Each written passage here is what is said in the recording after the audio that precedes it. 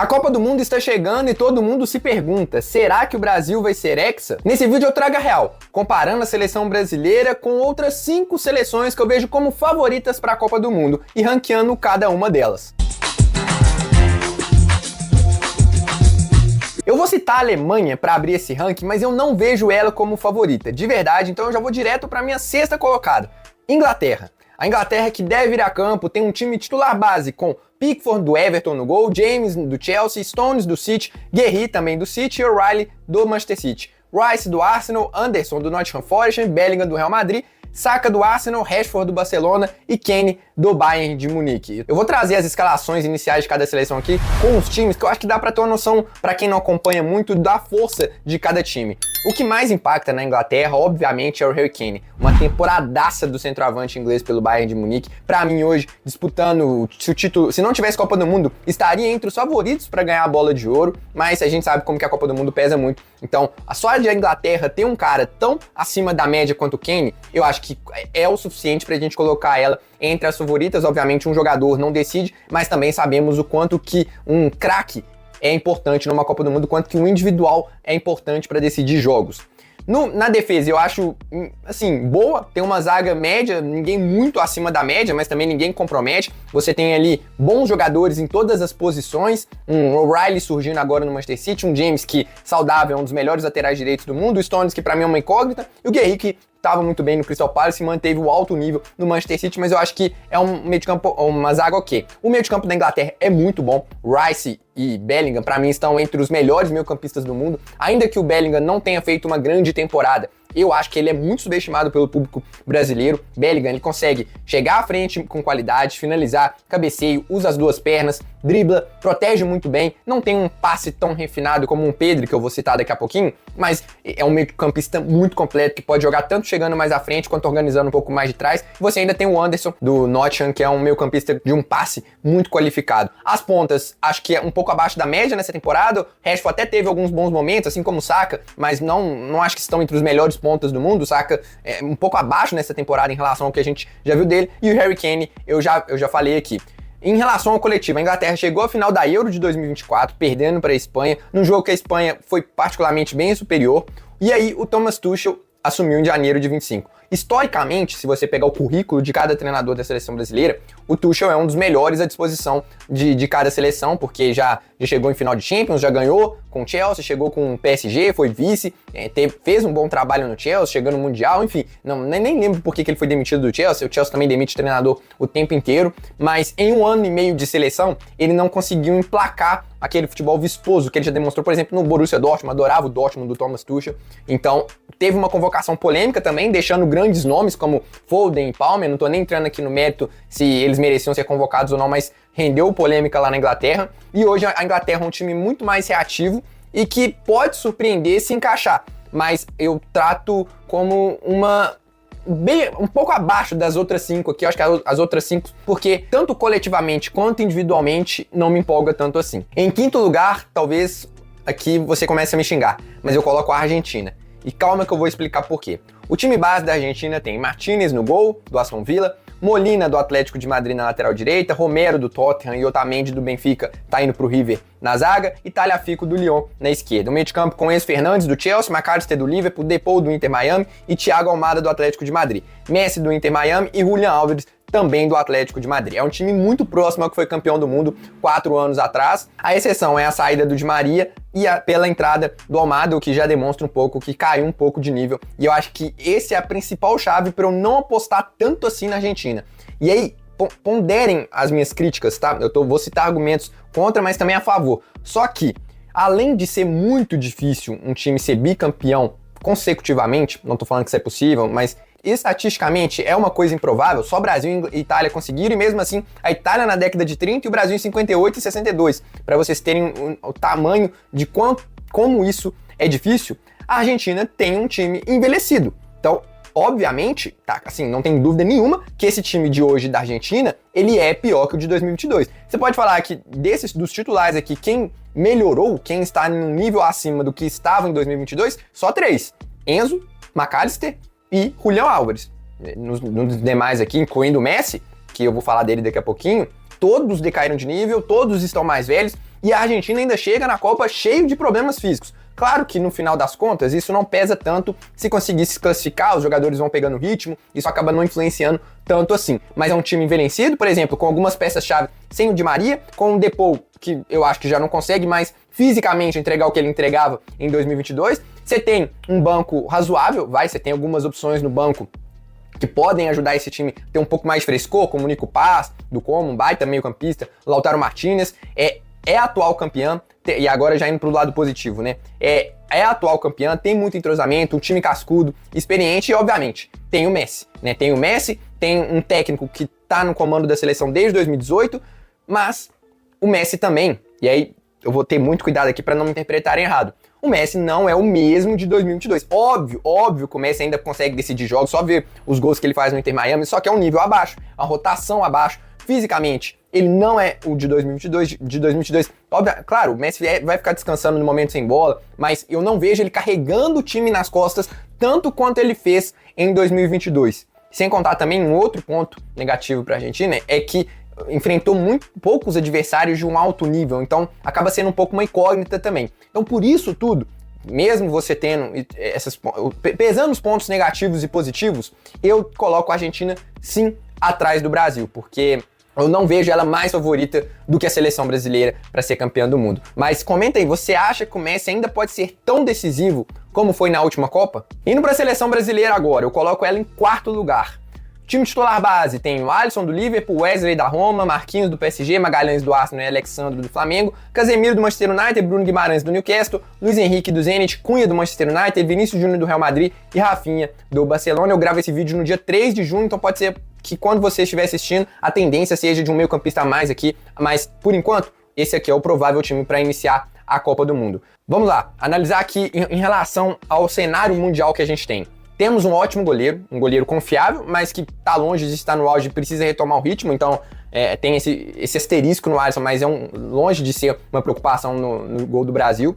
Uma dupla de zaga, que aí a gente tem que valorizar muito, porque olhando as grandes favoritas e olhando outras seleções, eu não consigo ver outra, talvez a da França, com o Saliba e o Upamecano, que bate pau a pau com Marquinhos e Gabriel Magalhães. É esse o nível da zaga da seleção brasileira, tá? Pra mim, a melhor da Copa do Mundo. No meio de campo, você tem um Bruno que jogou demais nessa temporada, que foi um dos melhores meio-campistas da Premier League, que encaixou muito no esquema do Carlo Ancelotti, ainda que algumas pessoas tenham pedido ele na reserva após um amistoso contra o Panamá, que ele realmente foi abaixo. Ele tá voltando de lesão, acho que ainda tá se adaptando, mas não consigo tirar ele. Um Casemiro que também jogou muito, vive a temporada mais artilheira. Não é o Casemiro que carrega o piano de 2022 e 2018, não é. Mas ainda é um Casemiro de liderança, experiência, calma, tranquilidade, que ajuda muito o Brasil defensivamente. E aí, você tem dois grandíssimos jogadores no ataque que estiveram aí no mínimo um top 10, top 20 do mundo aí nas últimas duas temporadas, que são Vinícius Júnior e Rafinha. Só que aí o Brasil tem dois problemas. O primeiro é justamente essa questão dos protagonistas, que quem deveria ser, que são os casos do Vini e do Rafinha, ainda não conseguiram apresentar aquilo que a gente espera, no nível para ser campeão de uma Copa do Mundo, tá? Isso preocupa. E o segundo é que coletivamente ainda tem muita dificuldade na criação de jogadas. O 4-2-4 do Ancelotti ainda é uma incógnita em relação a contexto, a enfrentar grandes equipes. Como que esse time vai reagir se não tiver um meio-campista a mais, uma característica de um pouco mais de cadência, até de marcação também. É um time que ainda tem alguns problemas, oscila entre bons momentos de marcação-pressão e quando recua, enfim. Coletivamente o Brasil ainda tem alguns problemas e por isso é um tempo de trabalho muito curto, né? Então o Ancelotti, claro, ele tem culpa, mas também tem esse porém, né?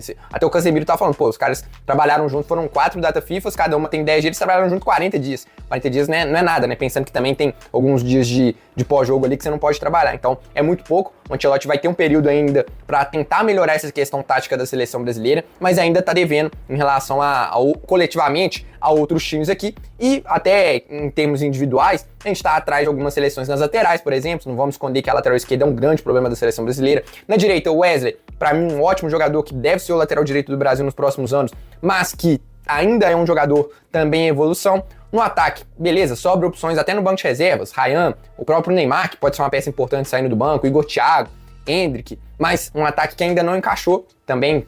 Como que vai ser essa movimentação? Rafinha vai jogar por dentro, não tá rendendo. Então, por essas interrogações, eu coloco o Brasil em quarto lugar. Acho que ainda temos um time individualmente com com mais jogadores, eu acho que tem possibilidade de decidir do que a Argentina, por exemplo. A dupla de zaga do Brasil é melhor. Acho que o nosso goleiro é melhor, ainda que, né, você vai falar que na Copa o Martínez foi melhor, beleza, ok. O meio de campo deles é um pouco melhor não, né, o meio de campo deles dá um caldo aí no Brasil, não tem como negar isso. Mas no ataque ali você vai ter o Messi, obviamente que é um fator desequilibrante, e o Julián Álvares, mas, por exemplo, o Almada já é um pouco mais abaixo da média, o Depou. Então, assim, eu acho times muito equilibrados, mas por tudo isso que eu falei da Argentina e do Brasil, eu ainda vejo o Brasil um passinho acima, sabe? E não levem tanto em consideração aqui o ranking exatamente, porque aqui a ideia foi juntar 6, tentar ranquear, porque eu sei que vocês gostam disso também, mas é muito pau a pau aqui, principalmente Inglaterra, Argentina e Brasil, acho que estão muito mais ali no mesmo nível. As 3 primeiras que eu vejo um pouco mais descoladas em termos de talento e coletivo. Mas antes de eu falar aqui quais são as 3 primeiras, deixa o seu like, é muito importante pro crescimento do canal, pro vídeo chegar a mais pessoas. Então você tá curtindo, dá essa moral pra gente. E se você é novo por aqui, já se inscreva, ative o sininho de notificação para receber mais conteúdo sobre a seleção brasileira, beleza? E daqui a pouquinho eu vou falar por que mesmo com esses problemas da seleção e vendo 3 times à frente, eu ainda acredito no Brasil. Eu coloco a seleção em quarto porque realmente tem algumas seleções acima, mas é um time com muita chance de crescer ao longo da Copa do Mundo. Em terceiro lugar, eu coloco Portugal. E aqui talvez algumas pessoas vão se surpreender. Eu não sei se eu tô exagerando em termos de porque o individual tá pesando muito aqui na minha avaliação, mas olha esse time de Portugal. Diogo Costa do Porto no gol, Dalot do United, podendo ser outros jogadores aqui na lateral direita, mas o Dalot é o favorito. Rubem Dias do City, Inácio do Sport, Nuno Mendes na zaga, Vitinha do PSG e João Neves também do time francês e o Bruno Fernandes do United no meio de campo, Bernardo Silva do City, Pedro Neto do Chelsea e Cristiano Ronaldo do Al Nassr, esse é o time base. E aí você pega posição por posição, cara, esse time de Portugal é absurdo de bom. É talvez o único aqui jogador que você não coloque tão acima assim da média seja o Dalot, vai, e o Inácio talvez. O Diogo Costa é um goleiraço, acho muito bom mesmo. Rubem Dias, ainda que tenha problemas físicos, pra mim ainda tá no hall ali, você não cita 10 zagueiros melhores que o Rubem Dias no mundo, acho que 10 talvez, top 10 com certeza ele é. Inácio é um zagueiro, confesso que não acompanho tanto assim o esporte, mas até onde eu sei é um zagueiro honesto.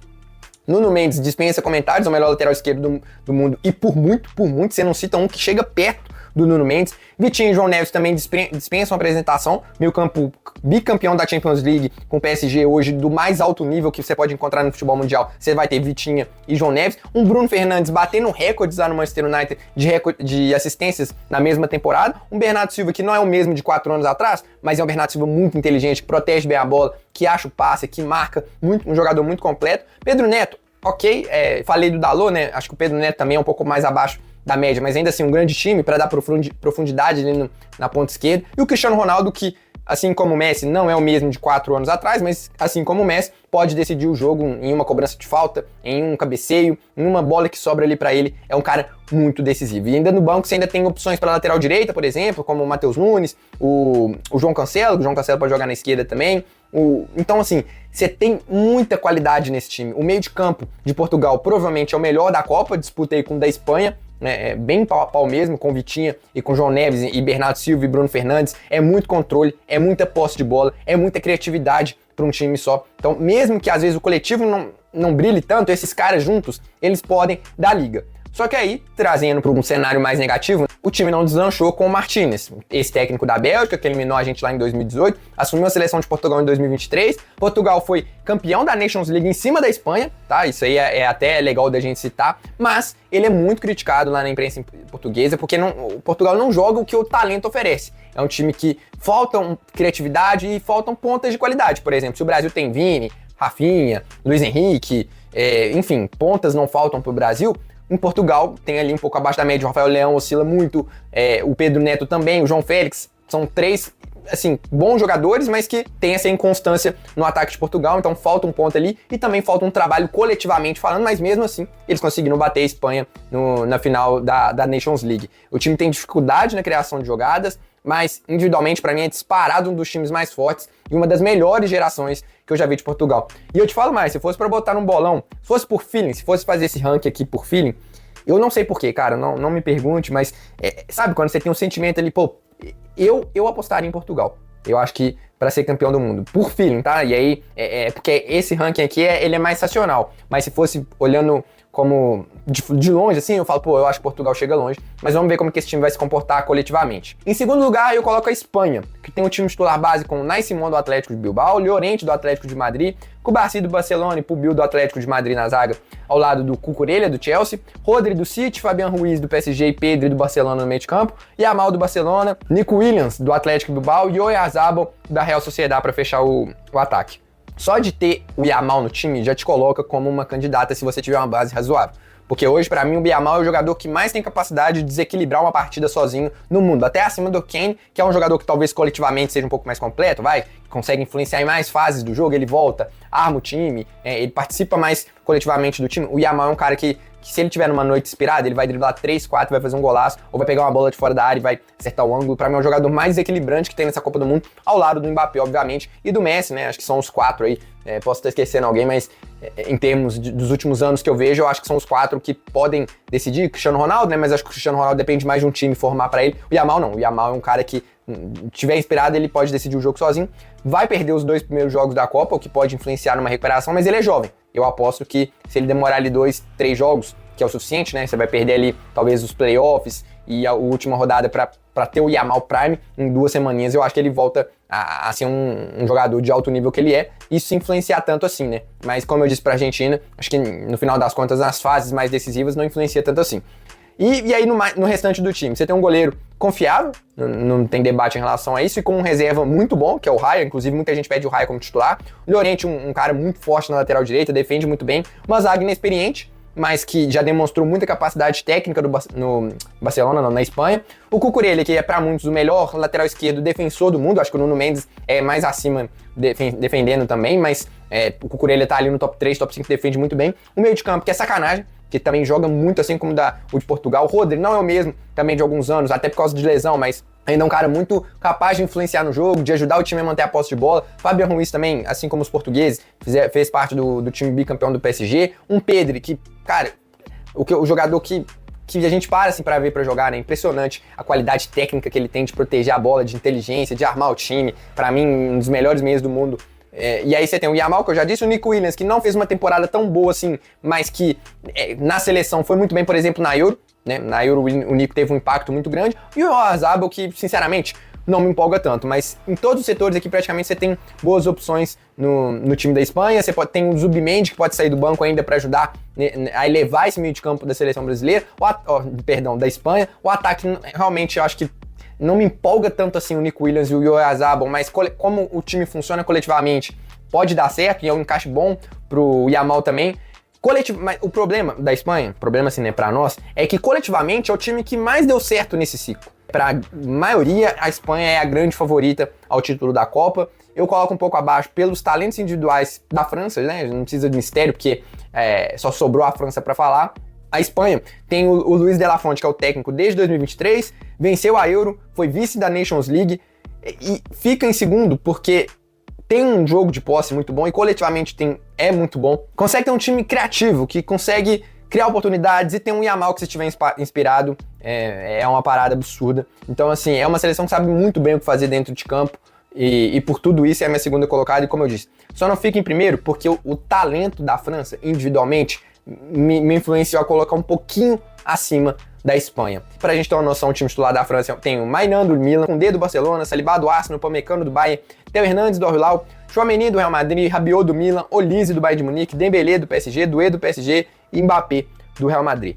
Gente, não tem como. É chover no molhado, cara, mas olha esse time. Maignan, um dos melhores goleiros do mundo. Saliba, Upamecano, nível altíssimo. Saliba até pode ser cortado da Copa. No momento que eu gravo, ele tava com dores nas costas, mas se entrar alguém, vai ser o Konaté, que tá sendo especulado no Real Madrid. Na lateral direita, você tem um zagueiro por ali, né, mas que vem atuando na lateral há algum tempo, que é o Koundé, que é muito seguro defensivamente. Um Theo Hernandes na esquerda, que pode não estar vivendo o auge dele, como era no Milan, mas tecnicamente com a bola é muito bom. O Tchouaméni, que cumpre muito bem um papel. O Rabiot também, meio de campo que não é brilhante, mas traz um equilíbrio legal ali pro time. Um Olise, que top 5 dessa temporada tranquilamente, que esse cara jogou no Bayern de Munique, foi um absurdo. Dembélé, ainda que também não no nível da temporada passada em que foi bola de ouro, ainda é um cara muito desequilibrante, que finaliza bem com as duas, que dribla, que arma o jogo, que participa. É uma França muito forte por tudo isso. O Doué que pode ser o ponto esquerda, com a excelência de Ekitike, pode ser também o Marcos Thuram, que é um excelente centroavante da Inter de Milão, fazendo essa troca com o Mbappé, e obviamente, né, a gente tem que falar do Tartaruga,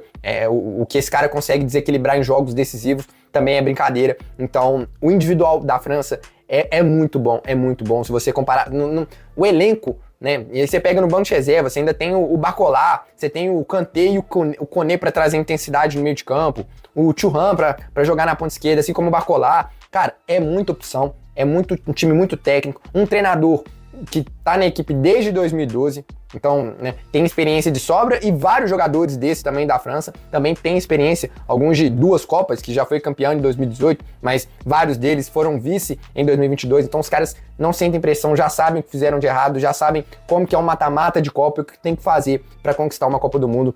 Então a França reúne tudo, cara. E coletivamente pode não ter apresentado um desempenho acima da Espanha, e aí eu vou citar até um argumento aqui para quem quiser colocar a Espanha acima da França, é que a França caiu para a Espanha tanto na semifinal da Eurocopa, quanto na semifinal da Nations League. Isso, obviamente, no confronto direto, isso pesa. Até porque, e aí já entra aqui no meu próximo tópico, as duas vão se enfrentar caso dê tudo certo e as favoritas se classifiquem primeiro. E esse chaveamento é chave pra gente entender também quem são as favoritas. Além do coletivo e do individual colocar a França e a Espanha nos 2 primeiros lugares, você ainda tem um chaveamento que beneficiou muito as duas, porque se tudo ocorrer como os conformes, as outras 4, Brasil, Inglaterra, Portugal e Argentina, elas vão pro lado direito da chave, enquanto Espanha e França vão pro lado esquerdo e só se enfrentariam em uma semifinal. Então, se por exemplo, o Brasil do lado direito ele precisa eliminar, chutando aqui, tá? Inglaterra, Argentina, e depois para chegar na final, a França e a Espanha, na teoria, elas só vão ter que eliminar times mais fracos. Acho que a Alemanha pode ir pro lado de lá também, mas não é do mesmo nível, acho que dessas seleções que eu tô citando aqui. Então, esse chaveamento também beneficia muito Espanha e França. Tá bom, Samuel, mas então você tá falando que o Brasil é somente a 5ª favorita? Cara, racionalmente, pensando em elenco, pensando em qualidade técnica, eu diria que sim. Mas vamos deixar o racional de lado e trazer um lado torcedor, mas sem abandonar totalmente a análise. O Brasil não precisa vencer todas essas seleções, né? Pra começar por aí. Não precisa vencer as 4 que estão acima delas. E sem contar que, geralmente, Copa do Mundo tem alguma zebra. Então é possível que, se o Brasil cumprir o papel dele, uma dessas seleções aqui vá para outro lado. Então, ao invés de enfrentar, sei lá, uma Inglaterra nas 4, vai vir um time que talvez seja um pouco mais fraco tecnicamente falando. Tem essa possibilidade. E aí, para vencer um time, uma semifinal contra um Portugal, contra uma Argentina, ainda que hoje me pareça um pouco inviável, eu acho que tem condição de dar uma zebra. São 90 minutos. E eu acho que a gente tem um grande técnico pra isso. Se você me pergunta quem é o técnico que eu mais boto fé na Copa do Mundo, é o Ancelotti, porque ele ali é a liderança que você precisa, é uma gestão de grupo excelente, é um cara vencedor, historicamente, e ele é adaptável. Eu acredito muito que o Ancelotti não vai se agarrar às próprias convicções e vai fazer as mudanças necessárias pro Brasil atingir o nível que precisa. E, cara, é futebol, cara. Pode ser, a gente tá falando aqui do Neymar, por exemplo, pode ser que o cara, sei lá, chega lá na Copa do Mundo, se sentindo mais à vontade, com companheiros melhores, o cara resolve jogar muito, e aí distribuir o jogo, jogar com inteligência, e aí seja decisivo pro Brasil. Tô falando que vai acontecer, você pode ter um Henrique estourando aí, assume a titularidade, começa a fazer gol, vai falar que é impossível, é futebol, gente. Então assim, por mais que racionalmente o Brasil seja somente a 5ª, eu, como brasileiro, eu não vou deixar de acreditar nunca. Eu acho que sim, a gente tem chance, porque são 90 minutos com esses ajustes, que o Brasil vai ter tempo, tá? Acho que esses 3 jogos de Copa vão trazer muitas respostas pro Ancelotti, e aí a partir dos playoffs, sim, já é bem difícil, tá? Que a gente vai enfrentar uma Holanda, um Japão da vida, mas eu acredito muito na capacidade do Ancelotti de adaptar esse time e, de novo, o Brasil pode não estar entre as favoritas, mas eu acho que olhando para todos esses, ao lado da Inglaterra e de Portugal, talvez, é o time que tem mais potencial para crescer durante a Copa, porque precisa ali de alguns ajustes finos e deixar algumas convicções de lado. Beleza, não é a melhor geração da história, mas a gente tem um Vinícius Júnior que pode desequilibrar, um Rafinha, vamos acreditar nesses caras. Quem sabe, né? A gente precisa de um torneio, cara. Quantos campeões do mundo eram desacreditados antes de ganharem? Eu fiz a lista racionalmente, mas futebol muitas vezes vai pro lado irracional. E quantas vezes a gente já viu a favorita ou os grandes favoritos não vencerem? Mas comenta aí, qual seria o seu ranking de favoritos? Se eu fui muito errado em descartar assim a Alemanha, e qual a sua expectativa racional e torcedor em relação ao Brasil? E se você gostou desse vídeo, pode gostar também do vídeo que eu falo como o Ancelotti mudou a cara do Brasil, ou então das 5 maiores lendas da seleção antes do Pelé. Eu vou nessa, um abraço e até a próxima.